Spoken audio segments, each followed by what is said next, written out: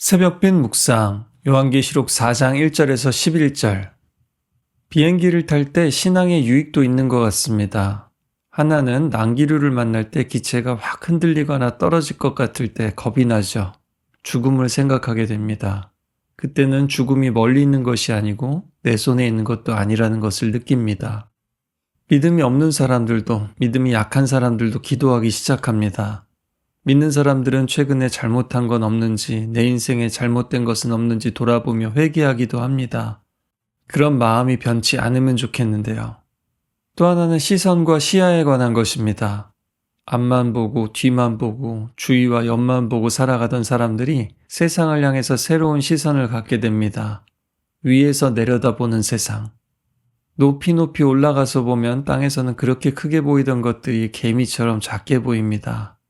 아무리 땅 부자라고 해도 땅 부자처럼 느껴지지 않죠. 그러면서 왜 이렇게 아등바등 살고 있나? 또 이런 조망이야말로 모든 것을 내려다보시는 하나님의 시선이 아닌가 생각하게 됩니다. 그 짧은 순간의 경험도 이런 생각과 시선의 시야의 변화를 가져오죠. 그런데 오늘 요한은 진짜 하늘로 올라갔습니다. 하늘의 열린 문에서 나팔 소리 같은 주님의 음성이 들립니다. 올라오라. 이후에 마땅히 일어날 일을 내게 보이리라 하십니다. SF 영화의 우주선에 들려 올라간 듯이 그렇게 올라간 게 아니라 성령에 감동되었더니 순간 하늘 보좌 앞에 있습니다. 지금 땅에서는 로마가 지배하고 황제가 숭배받고 교회는 흩어지고 짓밟히고 있습니다. 그러나 하늘에서는 하나님이 보좌에 앉아 계십니다.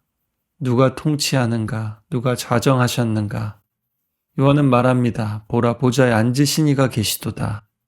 땅에서 벌어지는 일이 현실인 것 같지만 사실은 하늘에서 벌어지는 일이 진짜 현실이란 겁니다. 아무리 불의와 악인들이 판을 쳐도 여전히 하나님이 다스리시고 통치하고 계십니다. 조금 전까지만 해도 유배당한 자신의 모습, 핍박받는 교회들, 또 일곱 교회에 흔들리고 배신하고 타협하는 모습이 눈에 아른거렸지만 이제는 하나님의 큰 그림과 여전히 함께 하심과 하나님의 영광과 승리가 보이기 시작합니다.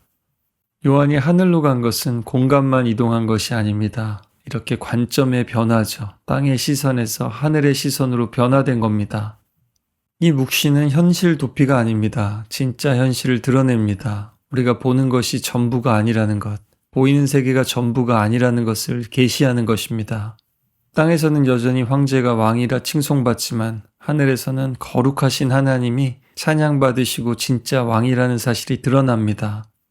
요한계시록에서 12번이나 하나님은 보좌에 앉으신 이로 소개됩니다. 왕이 보좌에 앉아서 통치 행위를 하듯이 하나님이 보좌에서 그냥 앉아 계신 게 아니라 온 세상을 다스리고 계십니다. 요한은 하나님을 묘사하지만 그분의 얼굴은 설명하지 않습니다. 대신 구약에서도 그랬듯이 하나님의 영광의 이미지와 상징으로 표현합니다. 벽옥과 홍보석과 녹보석 같다고 합니다.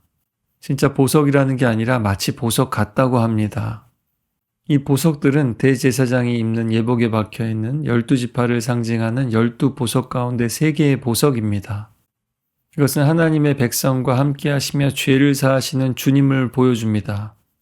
이 중에서 벽옥과 홍보석은 처음과 마지막 보석이죠. 그리고 녹보석은 무지개, 즉 노아의 홍수 뒤에 다시는 물로 심판하지 않겠다는 무지개의 약속을 떠오르게 합니다. 세상 끝날의 역사 속에서도 무시무시한 심판 속에서도 하나님의 자비와 구원의 약속을 붙들라는 겁니다.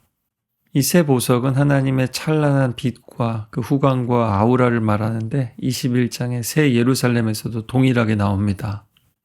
그리고 고대 문명에서처럼 성경에서도 바다는 바다 괴물, 그 리워야단이 나오는 혼돈의 상징, 악의 근원이었습니다. 계시록에서도 이후에 짐승들이 바다로부터 올라오죠. 그런데 지금 하늘 보좌 앞에 있는 바다는 너무나 고요하고 잔잔하고 투명합니다.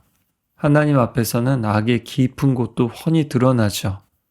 현실에서 살벌한 바다가 출렁거리며 사람들을 삼키려고 하지만 하늘에서는 지금 이런 상태라는 겁니다. 계시록 마지막에 새 하늘과 새 땅이 완성되었을 때는 이 바다가 완전히 사라지죠. 지금의 현실이 그들을 위협해도 결국 그 악은 모두 사라질 것입니다. 우리는 세상 돌아가는 뉴스를 보면 불안해집니다. 지진과 산불, 전쟁과 내란, 도덕적인 타락과 혼돈들, 세상은 무질서하고 혼란해 보일 때가 많습니다. 그러나 온 세상이 흔들려도 하나님의 보좌는 흔들리지 않습니다. 하나님이 통치하고 계심을 믿을 때 우리는 현실을 두려워하기보다 믿음으로 재해석하게 됩니다. 여러분은 무엇 때문에 염려하고 불안해하십니까? 세상 뉴스 10분 볼 시간에 새벽빛 묵상 10분 들으십시오.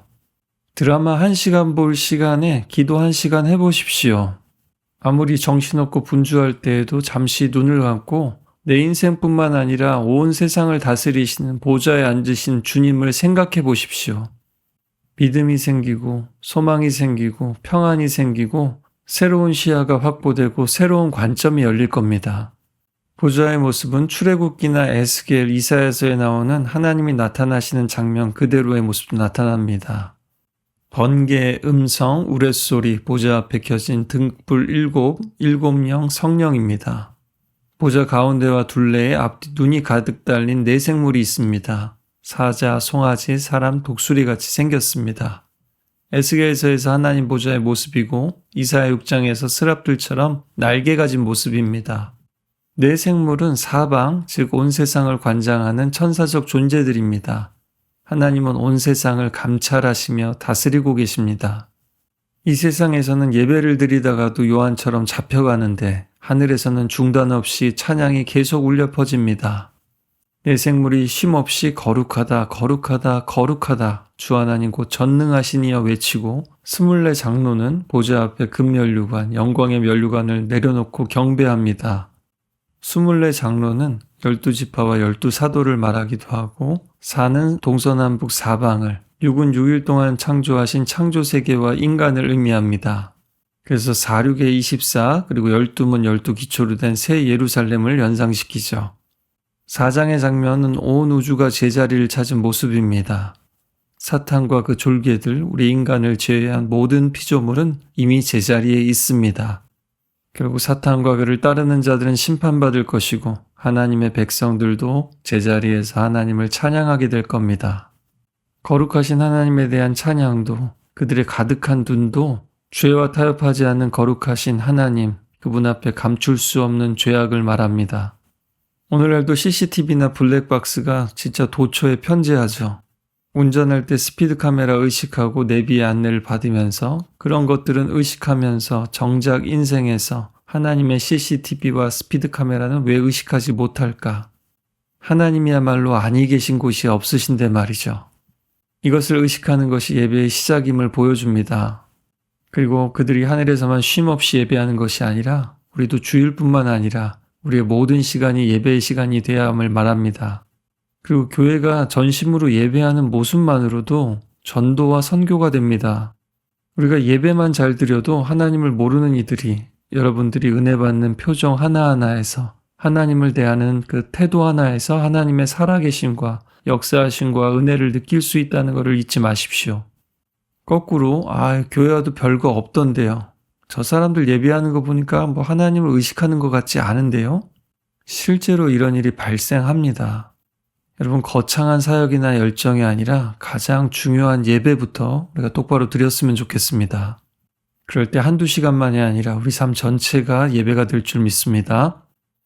요한계시록에서 가장 많은 명령은 보라 그리고 두려워 말라입니다. 보이지 않는 것을 보아야 합니다.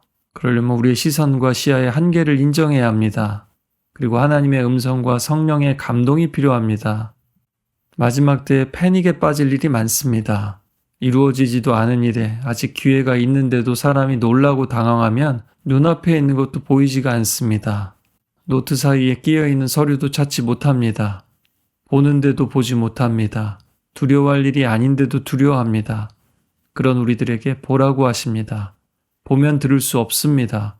들어야 볼 수 있습니다. C.S. 루이스의 나니아 연대기를 보면요. 평범한 방 안에 있는 옷장 속에 다른 세계로 통하는 문이 있죠. 하지만 모든 이가 그 문을 보거나 그 문이 열린다고 느끼지는 않습니다. 가장 어리고 순수한 루시가 가장 먼저 보게 되죠.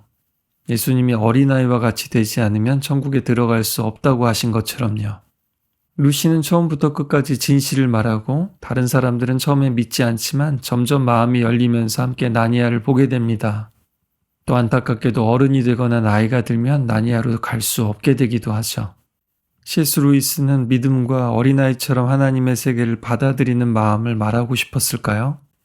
루시에게는 열린 문이 다른 이에게는 단지 가구일 뿐입니다.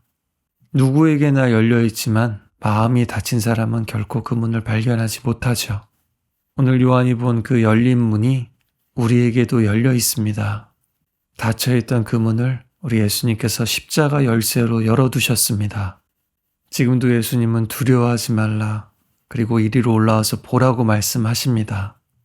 그러나 여전히 많은 사람들이 그 말씀을 믿지 않습니다.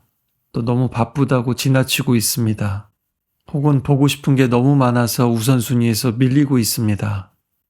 여러분은 들어갈 준비가 되셨습니까?